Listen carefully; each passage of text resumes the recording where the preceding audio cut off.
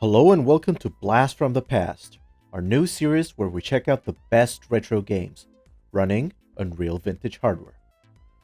For today's episode, we're going to take a look at a timeless masterpiece, Broken Sword: The Shadow of the Templars, also known as Circle of Blood in the United States. Developed by Revolution Software and produced by gaming genius Charles Cecil, the game is, let's be honest, an absolute work of art for the point-and-click genre. As we'll see, everything about this game is just top-notch. The story, the voice acting, the writing, the puzzles, the music, the gameplay, you name it. Following trend-setting titles such as Lure of the Temptress and Beneath the Steel Sky, Revolution Software published Broken Sword in 1996 for PC and Sony PlayStation platforms.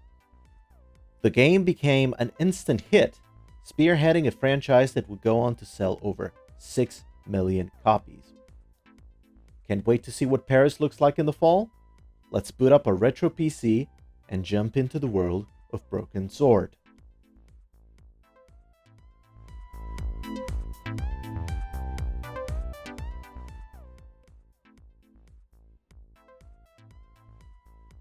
I guess sometimes you could say a good game starts before you fire it up for the first time. After all, a pleasant setup goes to show how much the developers went out of their way to make this admittedly tedious process bearable at least. For Broken Sword, the premises don't look very good at first. No goodies, no demos, and no video files on a CD. However, that is only because the disc is packed with graphics, movies, and audio files. Indeed, together with the monstrous Phantasmagoria from Sierra, which spans 7, it is one of the first titles I played that required more than one optical disc. Broken Sword does stop at a more reasonable 2 CDs, with one dedicated to the sequences that take place in Paris, and the other one for the rest of the game. Now, to the setup. I remember being surprised back in the 90s when I heard that the installation program was fully voiced. That's something that just wasn't common at all at that time. After scanning your system and suggesting the most appropriate level of quality for your hardware, you're faced with a gigantic installation size, 220 megabytes for the full package. I can tell you that was a lot of space for when the average hard drive size was around 2 gigabytes. Of course, with big installation sizes come long waiting times. That's where the setup program for Broken Sword really stands out. It includes an Arkanoid-style game to keep the user busy while the files are being copied to the local drive. May sound hard to believe today, but this totally blew my mind back then. These kinds of things just weren't there before. I couldn't help but wonder, what kind of technical marvel would be waiting for me after the setup? I was about to be blown away.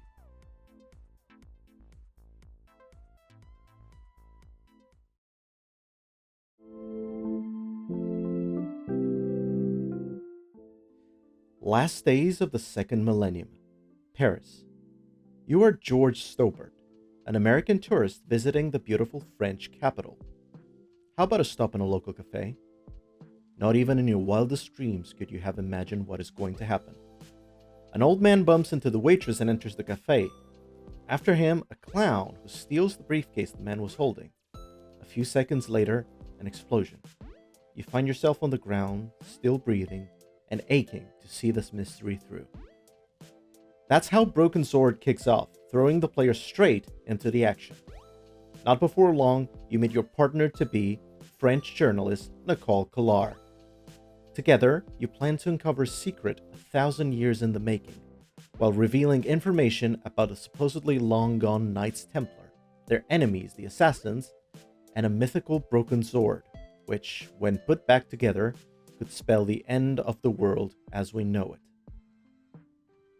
Aided by Nicole and a plethora of other characters, George will find himself traveling from Ireland to Spain and Syria in a trip that will ultimately take him to an old fort in Scotland, where he will have to face the Templars in a fight against magical forces.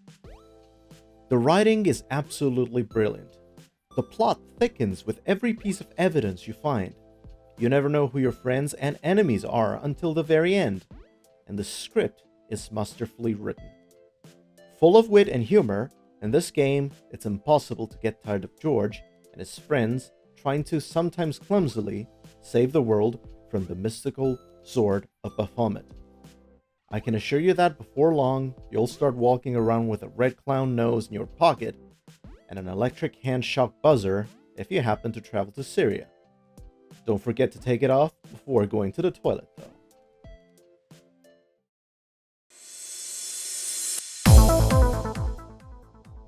While Broken Sword still adheres to the classic point-and-click adventure gameplay tropes, a few of the choices that Charles Cecil and his team made really put this title in a league of its own. On the one hand, you still have to do some pixel searching when looking for items in the environment. However, on the other hand, gone is the tedious verb-object structure of the adventure games of old, kind of reminding me of titles such as The Dig by LucasArts. One more thing that adds to the realism of the game is that conversations are performed through icons and not through lines of text to click. While still allowing the player freedom to choose the topic they want to cover, this gameplay detail gives the title a layer of unpredictability as to what George actually says in the dialogues. Then there's the puzzles. Of course, no adventure game is complete without some kind of riddle for you to solve. Generally speaking, this aspect of Broken Sword is quite fair to the player, as all puzzles are somewhat logical and solvable with some rational thinking. There is one big exception though, in the form of the infamous GOAT puzzle, or IGP. You see, the IGP isn't really that hard. Come to think of it, it's just two actions that the player has to perform. But it's the fact that these have to be performed in a certain order and within a predetermined amount of time isn't hinted anywhere in the game or the manual. That's probably why the IGP was overhauled and simplified in the Director's Cut version of the game from 2009. Like The Dig, there are no situations that make the game unwinnable. However, unlike the LucasArts title, game overs are possible if you fail certain events or if you make the wrong decision, and these will almost always result in the untimely demise of the protagonist.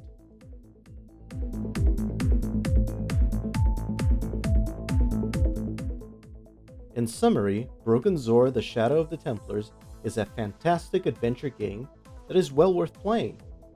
The game's cartoon-like graphics, animation, voice acting, and musical score are all top-notch, and the story and characters are well-written and engaging. The puzzles are also masterfully designed and challenging. The strongest aspects of the game are, without a doubt, its engaging story and memorable script.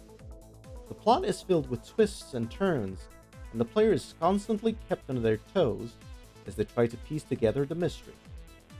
The protagonists are also perfectly developed and very much likable, with George and Nico displaying a brilliant mix of wit and clumsiness, leaving the player rooting for them in every ordeal they face.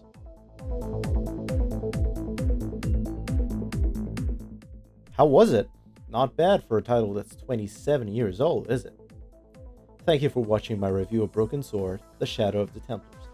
I hope you enjoyed it, and if you did, be sure to hit that like button and subscribe to my channel for more retro reviews and content.